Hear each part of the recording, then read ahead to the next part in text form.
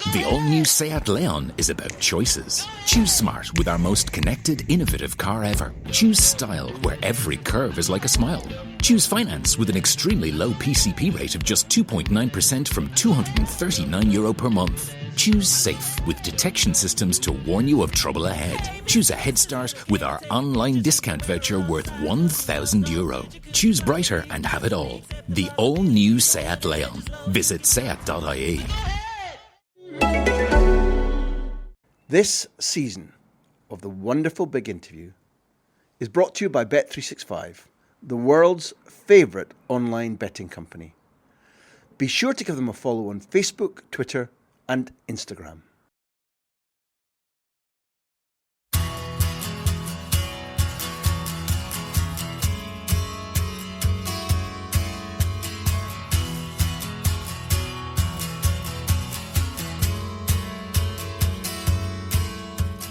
We promise, and we deliver. So here it is, your Benny bonus. And you can believe me when I say that this is an exceptional treat. Benni McCarthy takes us back to his childhood in Hanover Park, a suburb of Cape Town, which was utterly riven and dominated by crime. That's the mean streets where it all began for Benny, and where it could all have ended, as Benny recalls the rampant gang culture and violence around which he grew up. Make no mistake whatsoever, this was a truly dangerous place to live, and he tells the story of how his best friend, 11-year-old Reginald, was shot and killed while they played football together in the street. That's how close Benny came to not living this life and enjoying that career. He reveals that at first he thought a good education, not football, was his best chance of escape. But his sporting talent soon took over, and he became a star in a newly created Gangster League. Yes, you heard me correctly. The Gangster League, playing shoeshine piano football. Anybody? Don't worry. You will discover what that means. From his origin story, he ends this spectacular Big Interview by looking to the future, offering a glimpse of what Benni McCarthy, the football manager, might be like. And in our opinion, that's surely when, and not if, he's put in charge of a club. I'm sure you'll agree, after listening to these podcasts, this is not the last we've heard of Benedict McCarthy. Maybe most people won't understand how you had to form yourself as a young man and as a footballer, playing at home. Now, you've talked about it before, but to become the man you have, to become the footballer that you have, you played with risky people, you played around risky neighbourhoods, your league was different. You saw that kind of person from what age? 10, 11, 12? 10. Describe it. Yeah, of course. I'm from, it's like, where are you guys from? Glasgow? Glasgow. Edinburgh? Niddrie? If you say, hey, I'm from Niddrie, people say, far. They go as far away as possible from you. What's Glasgow's? Like, I'm in proper rough area where you say, don't even think about going there. Just about where Martin lives, round about his neighbour.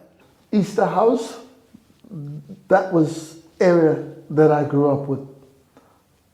You have to have crocodile skin to survive there, because it's gangs and a lot of mafias, like organized crimes and drugs, and every day you dodge bullets, basically your childhood, and if you survive, if you live to see 15, wow, son, you get a Champions League medal. That's the sort of upbringing. And what they used to do is, because crime and gang violence was so bad, the police couldn't intervene anymore, and the government tried but couldn't, because the gangs was just out of hand. It's like people lived 2 streets from each other, and then they rival gangs, and they would shoot, like literally from that window, that window building there, they would just shoot at each other, and people walking past, or people like maybe in their houses, they don't care if you get hit. It's a drive-by. That was was everyday life for me, Wow. you know. And then the community, I think the community came together and to try and fight this thing as well. That's saying, like too many innocent kids and people are dying because of these stupid guys. Then what People around you, people that you grew up with, people in your school?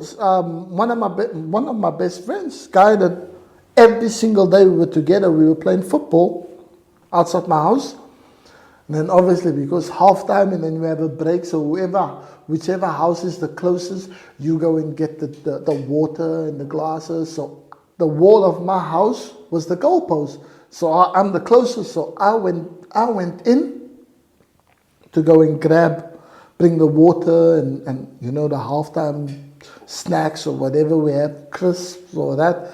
And we were all just sitting and talking about the first half, so I went in. And about literally I was in the house for like not even 30 seconds. 10 seconds from me leaving the group in, and we were like 11 years old.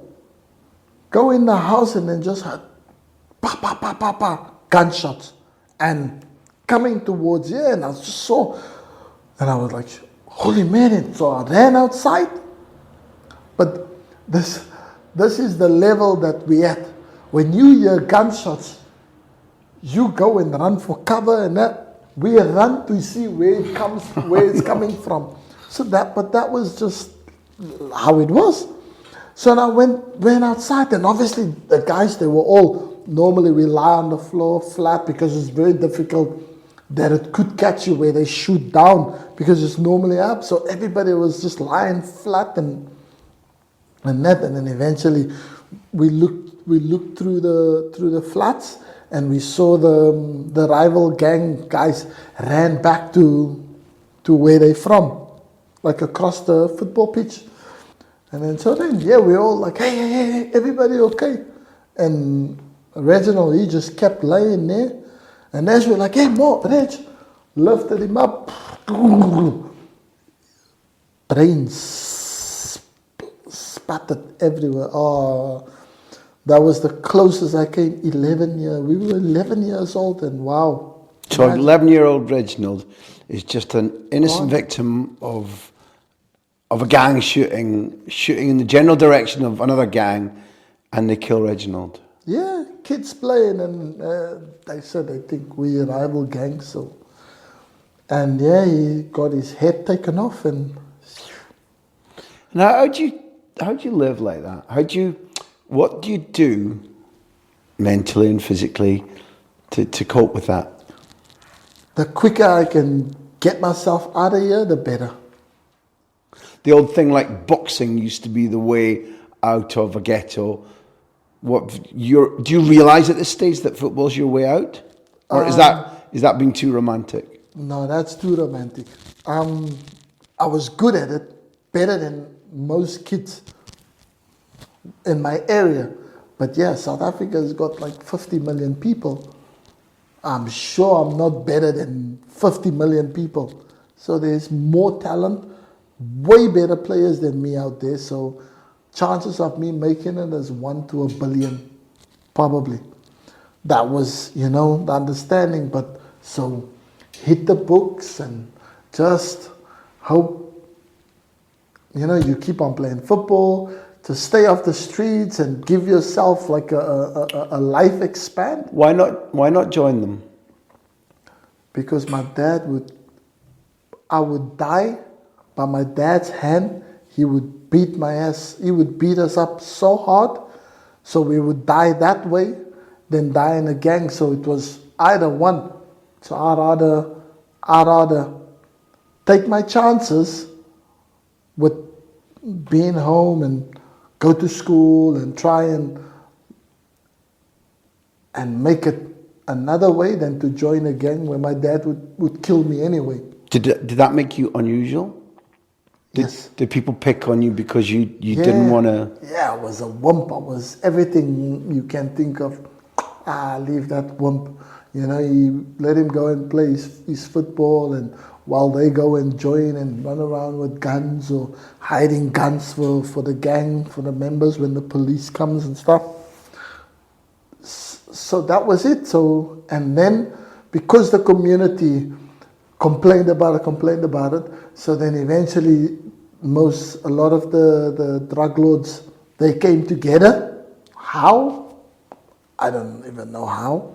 But then they had to sit down with the police and then the police said about the football, that's the passion and that, so why don't they have like little, like Gangster League, where gang members from regions, mafias, whatever, they have their football teams. You can, local players or international players or professional guys who plays for professional clubs on a Sunday, if they free your team, and then you have tournaments, and then because on a Sunday people go to church, so there's no work, people don't work and that, so everybody's at home, and that's usually the day that they like to fight, and because now they know they're not going to be short of men, because nobody's working on a Sunday.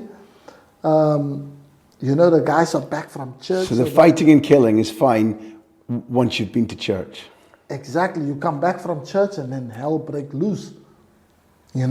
So then that's what they said. So now Sundays then became tournaments. So you would just have, on a Sunday, normally the fighting would stop, and then they started fight during the week, like Monday, Tuesday, Wednesday, you'll hear the odd gunshots here, there, and there. But Sundays was peaceful and quiet, and people could even come and watch these big-time gangsters, mafia guys now on the corner, like coaches, like with their football team, because obviously they put money in.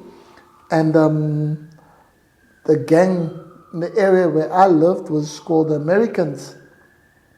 And the guy, he was a passionate football guy, loved football, and he knew his stuff. So he recruited us from all different teams that we played for, our amateur teams. Like, hey, this boy, good. So then he started, and then he called his team Brazil. We came from all parts of Hanover Park, where I was from. Some guys from rival gangs to where I lived, and they were in our team. So when we used to come, and then the other gangsters like, hey, you live here by us, so you a rival gang, why are you playing for those guys?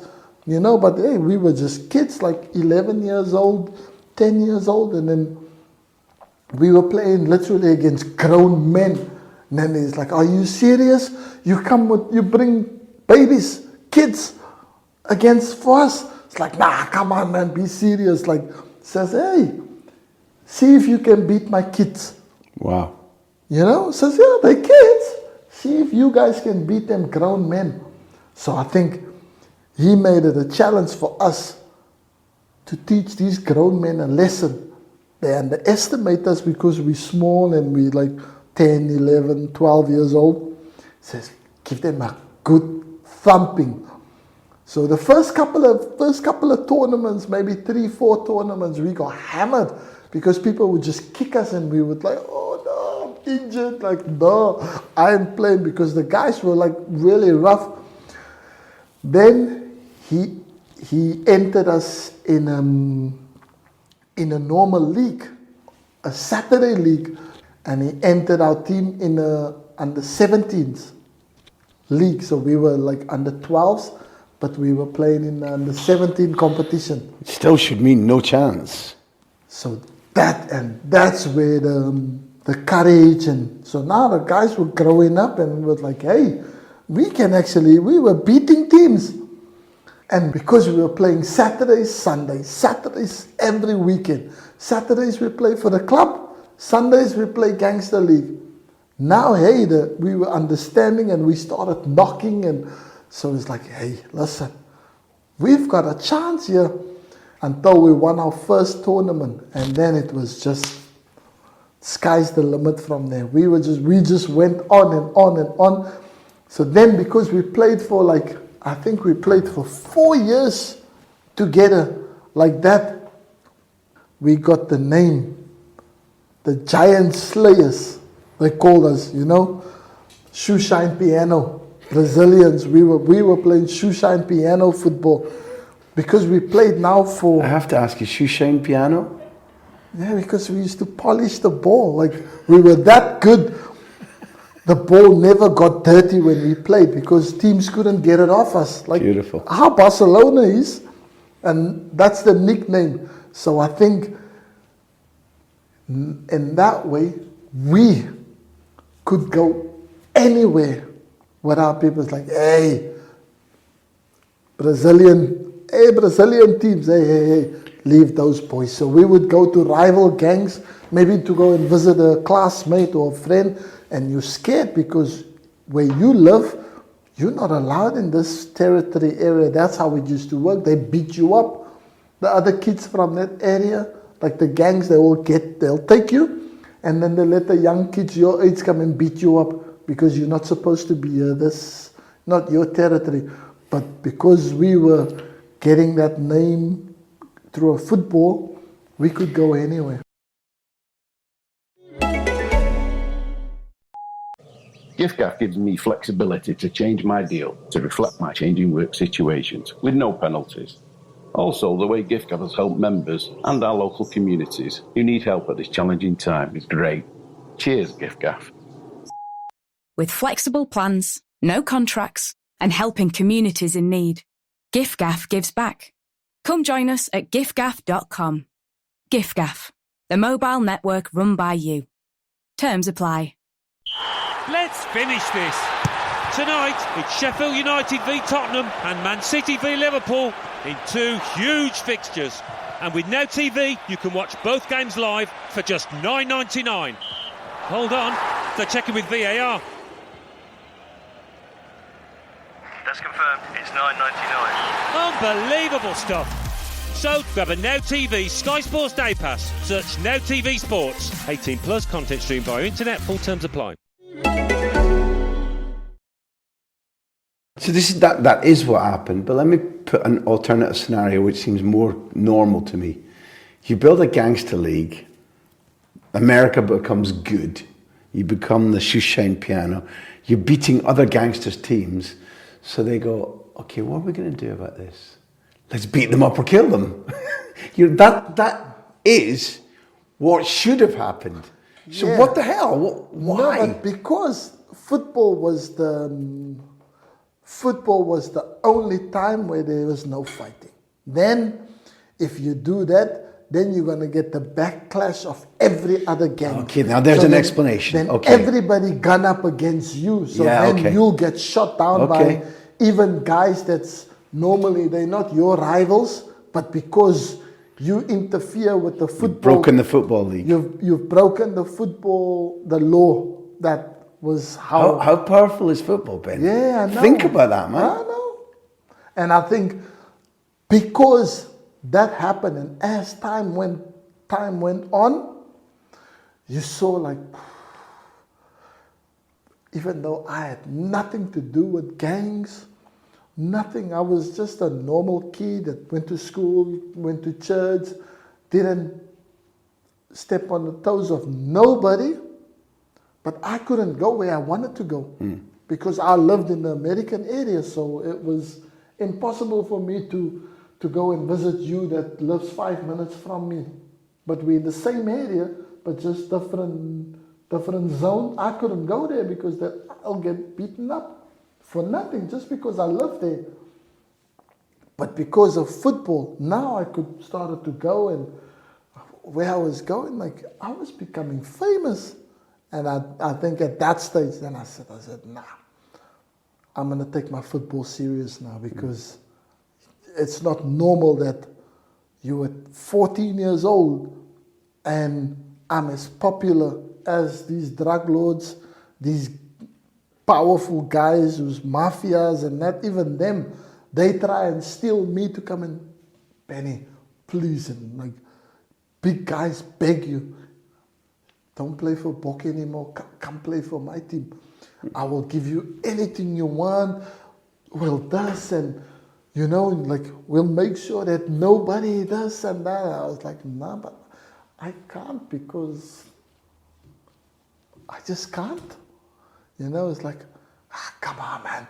I'm sure Bok's gonna cry, but he'll get over it because you joined my team. Because my team, we're missing a superstar. And he's got too many. So please, just come and play for me. And now you crap yourself because you think, hey, if you keep saying no to these guys, they'll end up just shoot you in the kneecaps and you can't play no more. But nah, that was just the football rules. Like, nah. Can you imagine the relief to your mum and dad? Yeah, that this is helping you choose the path that they wanted you to stay on. No, yeah, of course. But I was now playing these leagues. I was making money for fun. Like, I was making maybe about £6,000 playing 2 tournaments, and my mum earns like £500 a month. You understand? So for me it was lucrative, but then it clashed with my club football, because then when I joined a professional club, I started playing for Rob. And I would sometimes miss playing there because of the Sunday league, when the team, maybe normally we play always on a Friday night or a Saturday. Then, oh no, we play on a Sunday, and it clashes with my Gangster League football. Then they're like, no, you playing for us.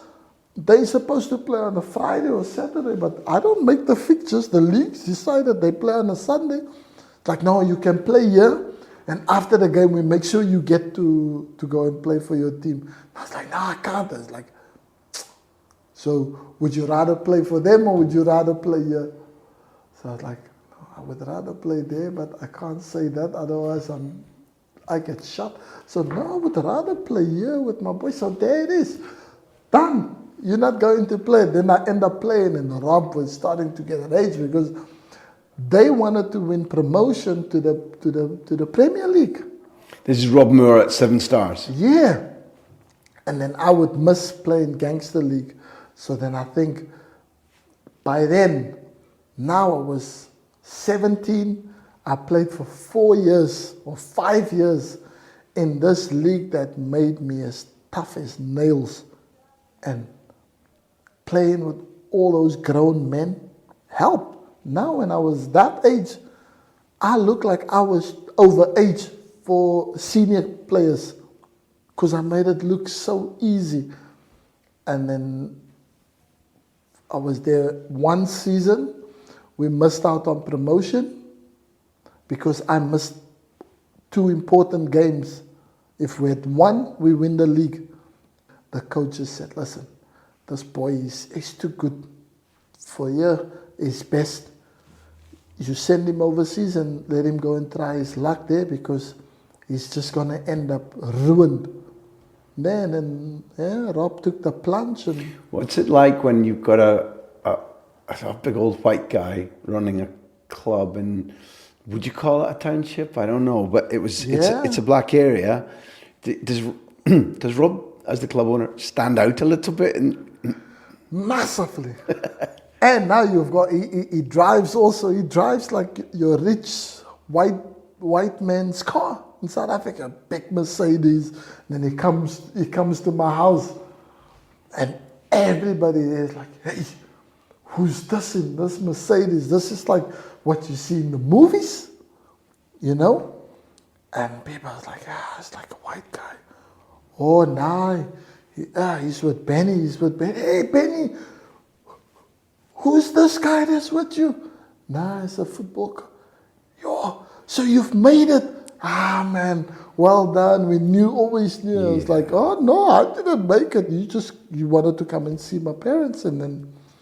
You've got to admire him for that. I like his style. But he's smart also. He knows nobody will do it. They shit themselves.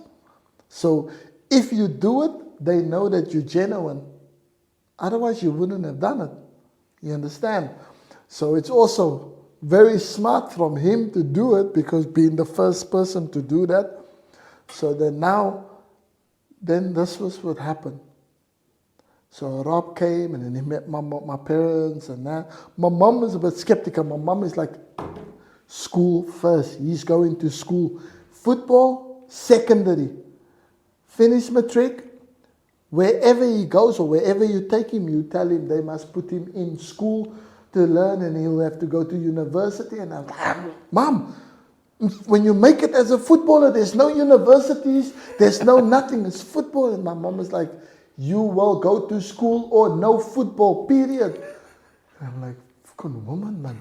I'm like, Dad, I like please your, tell. I love your parents, Please man. tell this woman, like, if you make it as a footballer, how can you go to university when you have to play every day? Like, God, who even thinks that? Like, I'm not 14 years old, says, as long as you live under my roof, you do as I say. The day you move out here, you buy your own house, you have your own roof, I can't tell you nothing. Until then, you shut up, you'll go to school. Otherwise, you can pack up now, football, no more football. I say, yeah, you weren't saying that when I was giving money every time because now you become a little bit smart and cocky, you know. But you get put in your place quick and then it's just like saying, Mr. Moore, he's all yours. If he missed one day of training, if he missed this, if you just let us know. We'll deal with it. We'll know how to deal with him. So you make sure that he follows whatever you say. And Rob's like, did you hear what your mom and dad says? You have to do as I say. And if you don't, I'll tell them. And I was like, you think just because they told you that 6 years I've been around these people, you ain't gonna tell me you drive a nice car. If you sit there with a gun here, gun there, maybe I'll listen to you. Unless that happens, you can come and kiss my ass. If I don't do this, just tell my mom, just tell my dad. You know, so I had a little bit, I knew where I could take it. And then gamble paid off because I got an opportunity to go with the under-20s to African Nations Cup, and then I was best player and top goal scorer. And then, I got scouted by a few teams, but I decided, hey, I want to go Ajax because they just won the Champions League 96. And Patrick Kluivert became one of the youngest players to score a goal in the final. And if he's 19, I'm 17. If I maybe go there, it's a possibility I can get into the first team more than anywhere else where I've seen, okay, unless you're Michael Owen or Robbie Fowler and you're English, that will happen in England, but nowhere else, you know, and I'm not English, so I won't be as lucky as them. But if I go to Holland, at Ajax, they give young players a chance. So I think that's probably the best start for me because they have Johan Cruyff and that and best academy. And I think for me to grow is the best education I could ask for. So I said, thank you very much, Mr. Moore, but I want to go to Ajax. And he was like, no, but Barcelona is a fantastic place, but he was already sold on moving to Barcelona because, you know, you see the weather is always amazing and Barcelona, how could you not? And I got invited to come to Barcelona, to Real Madrid, AC Milan, Monaco, Paris, PSG. It was a fight between PSG. They've not even seen me. They've heard from another agent about the South African player, and they offered $2 million a year. Without even, the agent just said, they said, no, we're looking for the next George Weah, and we've heard, so we're willing to put our money where our mouth is. We don't need to see what we've heard is more than enough. They offered big money, and that opened the doors for me really, because now Rob had in writing, you know, like what were offered and what I can earn. And then obviously as your first time as You're a club president, you're a club owner, but you don't know nothing about football management agent. And he was having this kid that had all these possibilities, and I wanted to stay in Holland, and I didn't want to know nothing about anybody else. Ajax was, my mind was set. It's the right academy for a young guy to break through, learn his skills, and then get the big jump forward. Yes, and the fact that everybody could speak English helped.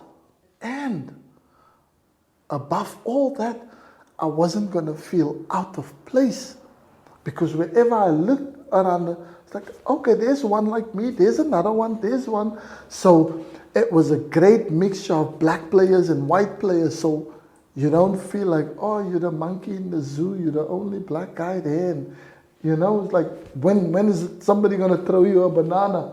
But at Ajax, you at home, because as much as there's white players, there's blacks. It's probably the biggest mixed culture that you will find anywhere. The Suriname community is huge, right? Because Suriname they're Dutch colonized, so they almost as class as Dutch players.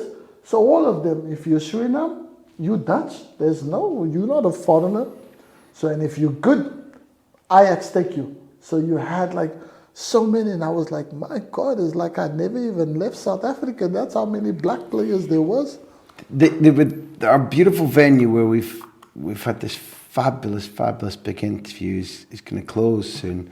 So I need to finish by stating something to people who are listening, and a lot of people in the professional game listen. Next week, one of your colleagues, Berizzo, is going to try and take his team against your Manchester United. So he's gone on to coaching, and various people that you've played with, the De Boers, gone on to coaching, for example. We could name quite a long list. You're destined to be a coach. You've done the badges and so on and so forth. But people listening to this today will listen to your strategy, your ability to analyze games, your memory for detail, the passion. Can you bundle all that up and capture that and use it to an academy or to a first team? Can you get the essence of Benni McCarthy and teach it to people in football? Yeah, I think so, definitely. 100%. I think there's room in football for people like me. If I could have given you a phrase to say, that would be it. That's right.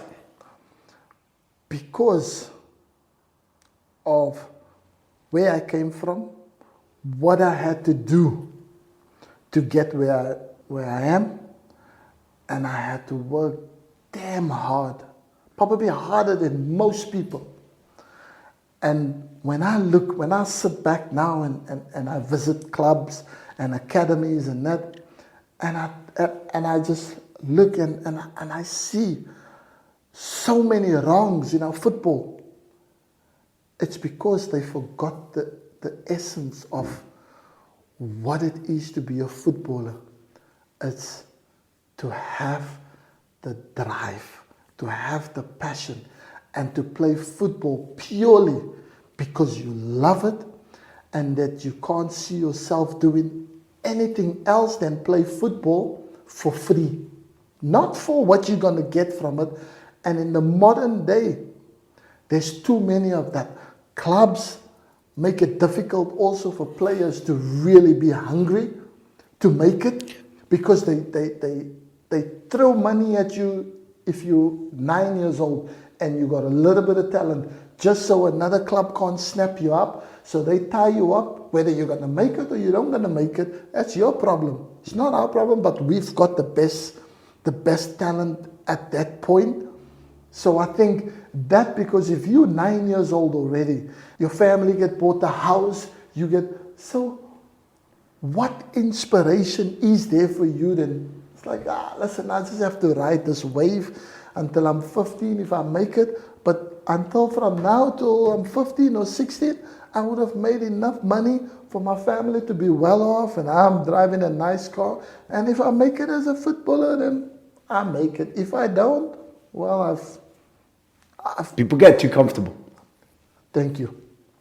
So footballers are too comfortable, and I think we need to start stripping it down back again, where you have to earn it to get where you want to be. To get to be a footballer, you have to earn it. It shouldn't be given. And again, and I think because I've been through it, I know what I have to do, and I can drill it into players' head that's how it's supposed to be. Well, I'll go further. I'll add to it, because when you say football has room for people like you, it's about also the enthusiasm, the love, the passion, what you can transmit. This will be riveting. We know our audience. This will be riveting for people to listen to. We've sat here transfixed, and you're used to that because it's how you talk all the time. Mm-hmm.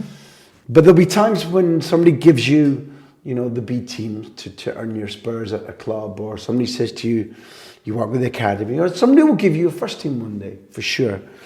And I imagine that when you boil all this down and give it in team talks or give it in daily training sessions, then there's room for people like you in football, because you make other people fall in love with the game again. You make people want to play in a certain way. You've radiated enthusiasm, and frankly, that's why we record these interviews.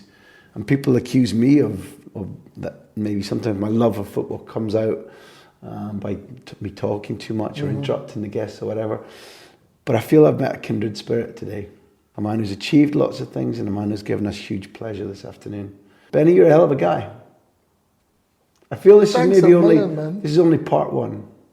No. There's more to tell, right? Part two is coming once I get on the touchline. Once I really feel the heat as a coach. Top man Benni McCarthy.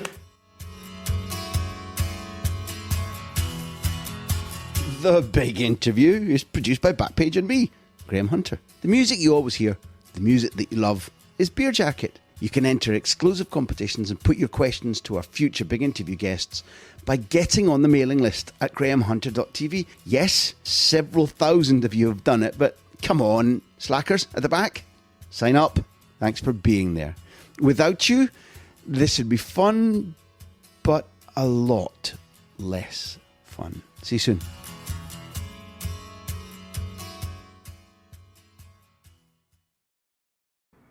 A gigantic thank you to the world's favourite online betting company, Bet365, for sponsoring this season of The Big Interview. This one goes out to all the allergy muddlers. You know who you are. If your pocket's starting to resemble a tissue box, and you're tearing up listening to your favourite sports podcast, you may be muddling through allergies. Benadryl Allergy Relief gets to work in just 15 minutes. So when allergies try to interrupt the Big Interview with Graham Hunter, try Benadryl. Fast relief when allergies strike. Available at your local pharmacy. Contains acrovastine. Always read the label.